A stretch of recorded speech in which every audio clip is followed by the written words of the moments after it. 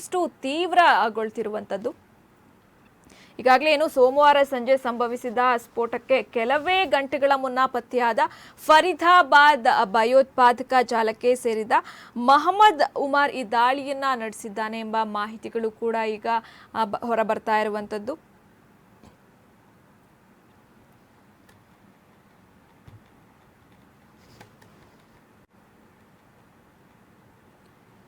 ಇನ್ನು ಇದು ಆತ್ಮಾಹುತಿ ದಾಳಿಯಲ್ಲ ಎಂದು ಉನ್ನತ ಮೂಲಗಳಿಂದ ಕೂಡ ಮಾಹಿತಿಗಳು ಕೂಡ ಹೊರಬರ್ತಿರುವಂಥದ್ದು. ಆ ಶಂಕಿತ ಉಮರ್ ಏನಿದ್ದಾನೆ ಆತ ಭಯಭೀತನಾಗಿ ಸ್ಫೋಟಿಸಿರುವ ಸಾಧ್ಯತೆಗಳು ಇವೆ ಎಂಬ ಮಾಹಿತಿಗಳು ಮೂಲಗಳಿಂದ ಬರ್ತಿರುವಂಥದ್ದು.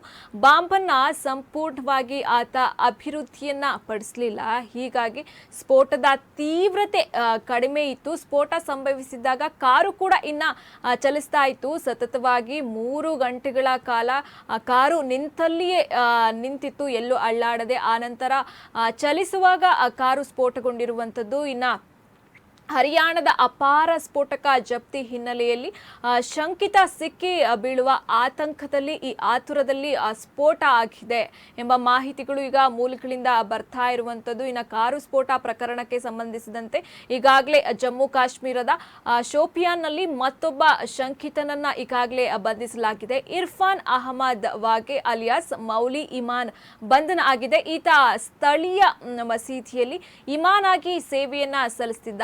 ಫರೀದಾಬಾದ್ ಪ್ರಕರಣದ ಮೊದಲ ಆರೋಪಿ ಈತನಲ್ಲಿ 5 ಮೊಬೈಲ್ ಅನ್ನ ಈಗಾಗಲೇ ಪೊಲೀಸರು ವಶಕ್ಕೆ ಪಡಿಸಿಕೊಂಡಿರುವಂತದ್ದು ಹಾಗೂ ತನ್ನ ಪತ್ನಿಯನ್ನ ವಶಕ್ಕೆ ಪಡೆದು ವಿಚಾರಣೆಯನ್ನ ಕೂಡ NIA ಈಗಾಗಲೇ ನಡೆಸ್ತಾ ಇದೆ.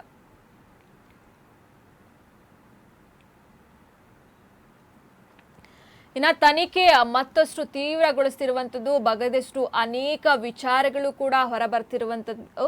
ಶಂಕಿತ ಉಗ್ರ ಡಾಕ್ಟರ್ ಅಮರ್ ಈಗಾಗಲೇ ಈ ಹಿಂದೆ ದೆಹಲಿಯಲ್ಲಿ ಹಲವೆಡೆ ಓಡಾಟವನ್ನ ಕೂಡ ನಡೆಸಿದ್ದಾನೆ. ಮಧ್ಯರಾತ್ರಿಯವರೆಗೂ ಕೂಡ 2:30ರವರೆಗೂ ಕಾರಿನಲ್ಲಿ ಸುತ್ತಾಡಿದ ಈ ಶಂಕಿತ ಉಮರ್ ಹಾಗೆ ಮಯೂರ್ ವಿಹಾರ ಪ್ರದೇಶದಲ್ಲಿ ಕೂಡ ಓಡಾಡ್ತಿದ್ದ ಎಂಬ ಮಾಹಿತಿಗಳು ಕೂಡ ಈಗ ಹೊರಬಂದಿವೆ.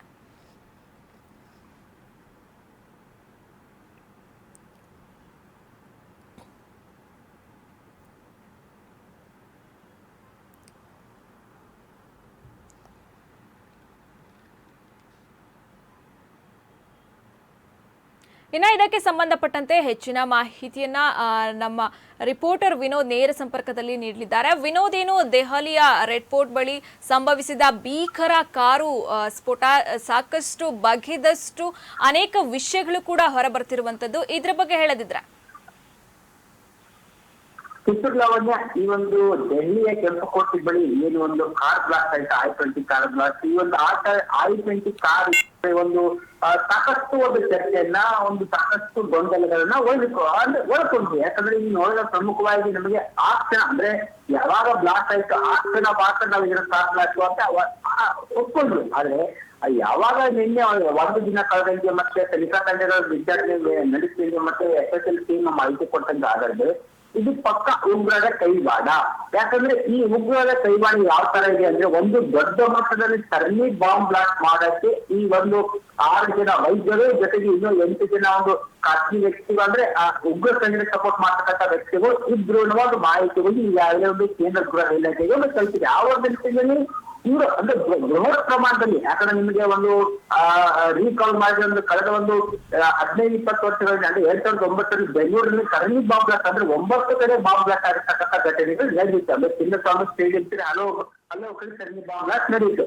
ಅದೇ ರೀತಿ ಹೆಚ್ಚು ಸರಣಿ ಬಾಂಬ್ ಬ್ಲಾಸ್ಟ್ ಮಾಡಕ್ಕೆ, ದೇಶದ ಪ್ರಮುಖ ನಗರ ಬಾಂಬ್ ಬ್ಲಾಸ್ಟ್ ಮಾಡಕ್ಕೆ ಒಂದು ಈ ಒಂದು ಉಗ್ರರ ತಂಡ ಪ್ಲಾನ್ ಮಾಡಿತ್ತು.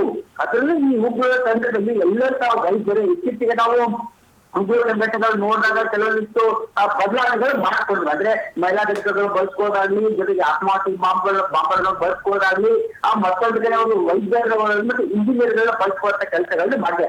ಇನ್ನು ಪ್ರಮುಖವಾಗಿ ಈ ಒಂದು ಬಾಂಬ್ ಬ್ಲಾಸ್ಟ್ ಅಲ್ಲಿ ಭಾಗಿಯಾಗಿರ್ತಕ್ಕಂಥ ಎಲ್ಲಾ ವೈದ್ಯರು ಒಂದೇ ಯೂನಿವರ್ಸಿಟಿಗೆ ಸಂಬಂಧಪಟ್ಟಂತವ್ರು.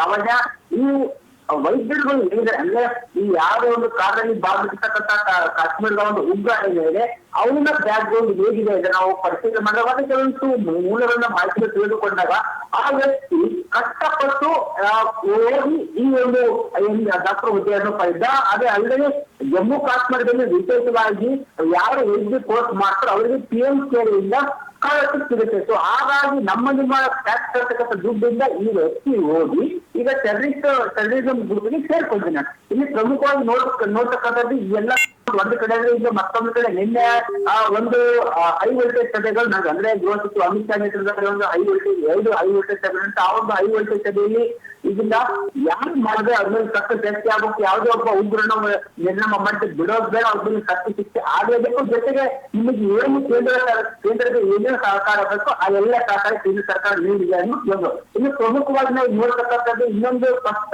ವಿಚಾರ ಇಲ್ಲಿ ಗೋಚರ ಆಗತಕ್ಕಂಥದ್ದು ಆಪರೇಷನ್ ಸಿಂಧೂರ್ 2 ಆಗುತ್ತಾ ಅನ್ನೋ ಒಂದು ಪ್ರಶ್ನೆ. ಯಾಕಂದ್ರೆ ಇವತ್ತು ನರೇಂದ್ರ ಮೋದಿ ಅವರು ಸೆಕ್ಯೂರಿಟಿ ಮೀಟಿಂಗ್ ಕರೆದಿರೋದು ನಿಜಕ್ಕೂ ಇದೊಂದು ತೀವ್ರ ಬೇಕಾಗಿ ಚರ್ಚೆ ಗ್ರಾಸವಾಗಿದೆ. ಯಾಕಂದ್ರೆ ನಾವು ನೋಡಿದ್ರೆ ಈ ಕಳೆದ ಮೇನಲ್ಲಿ ತಾವು ಏಪ್ರಿಲ್ 21ನೇ ತಾರೀಕು ಯಾವಾಗ ಪಾಲ್ಗಾಮ್ ಘಟನೆ ಆ ಒಂದು ಸಂದರ್ಭದಲ್ಲಿ ನರೇಂದ್ರ ಮೋದಿ ಅವರು ಕ್ಯಾಬಿನೆಟ್ ಮೀಟಿಂಗ್ ಅಂದ್ರೆ ಕ್ಯಾಬಿನೆಟ್ ಸೆಕ್ಯೂರಿಟಿ ಮೀಟಿಂಗ್ ಎಲ್ಲ ಅದೇ 3 ಜನ ಮುಖ್ಯಸ್ಥರು CBS ರಕ್ಷಣಾ ಸಚಿವರು ವಿದೇಶಾಂಗ ಸಚಿವರು ಈ ಎಲ್ಲ ಭಾಗಿದ್ದಾರೆ.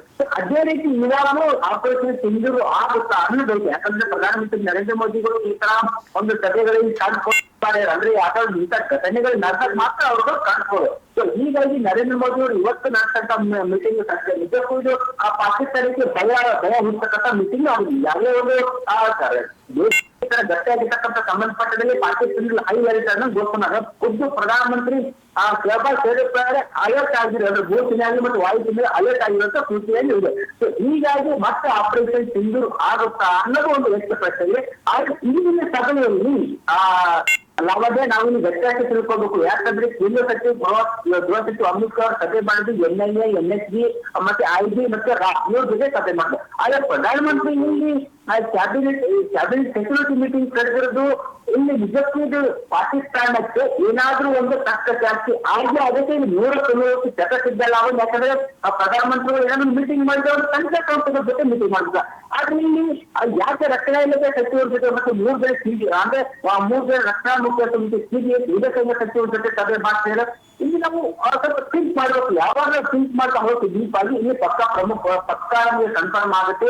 ಇನ್ನು ಮತ್ತೊಂದು ಸರಿ ಆಪರೇಷನ್ 2.0 ಆಗೋದು ಜಗತ್ತಿದ್ದ ಇನ್ನು ಪ್ರಮುಖವಾಗಿ ನಮ್ಮೊಂದು ಬಂದಿದೆ. ಯಾಕೆ ಒಂದು ಈ ಒಂದು ಸಭೆಯಲ್ಲಿ ಅಂದ್ರೆ ಕ್ಯಾಬಿನೆಟ್ ಸೆಕ್ಯೂರಿಟಿ ಮೀಟಿಂಗ್ ಅಲ್ಲಿ ಯಾಕೆ ಒಂದು ಯಾರು ಜೈಶಂಕರ್ ಅವರು ಮೀಟಿಂಗ್ ಇರ್ತಾರೆ ಅನ್ನೋ ನಾವು ನೋಡೋದಾದ್ರೆ ಯಾವುದೇ ಈ ತರ ಘಟನೆಗಳಾದಾಗ ಈ ಕಡೆ ನಾವು ಆಪರೇಷನ್ ಮಾಡಿದಾಗ ಆ ಒಂದು ಸಂದರ್ಭದಲ್ಲಿ ವಿದೇಶಕ್ಕೆ ಬೇರೆ ರೀತಿ ತಪ್ಪು ಸಂದೇಶಗಳು ಹೋಗಬಾರ್ದು. ಮತ್ತೆ ಇದನ್ನ ಪಾಕಿಸ್ತಾನದವರು ಎನ್ಕರೇಜ್ ಮಾಡ್ಕೊಂಡು ಮತ್ತೆ ವಿದೇಶದ ತಪ್ಪು ಕಲ್ಪನೆ ತಮ್ಮ ಕಡೆ ಸೆಳೆಯುವಂತ ಮತ್ತೆ ಆ ಒಂದು ಕಾರಣಕ್ಕೆ ಜೈಶಂಕರ್ ಅವರ ಮೀಟಿಂಗ್ ಮುಖ್ಯ ಇನ್ನೊಂದು ರೂಪರೇಖೆಗಳಾಗಬೇಕು. ಮತ್ತೆ ಜೊತೆಗೆ ವಿದೇಶಗಳಿಗೆ ಯಾವ ರೀತಿ ಕಣಿವೆ ಆಗ್ಬೇಕು ಅನ್ನುವ ನಿಟ್ಟಿನಲ್ಲಿ ಈ ಎಲ್ಲ ವಿಚಾರಗಳು ಚರ್ಚೆಗೆ. ಸೊ ಹಾಗಾಗಿ ಇವತ್ತು ನಡ್ತಕ್ಕಂಥ ಒಂದು ನರೇಂದ್ರ ಮೋದಿ ಅವರ ಸಭೆ ನಿಜಕ್ಕೂ ಪಾಕಿಸ್ತಾನಕ್ಕೆ ಒಂದು ಜಗತ್ತಿದ್ದ ಮತ್ತೆ ಕಷ್ಟ ಜಾಸ್ತಿ ಮನೆ ಮಾತ್ರ ಅಂತ ಹೇಳಲಾಗ್ತಿದೆ. ಚಿತ್ರಗಳನ್ನ ಧನ್ಯವಾದ ವಿನೋದ್ ನಿಮ್ಮೆಲ್ಲ ಮಾಹಿತಿಗಾಗಿ.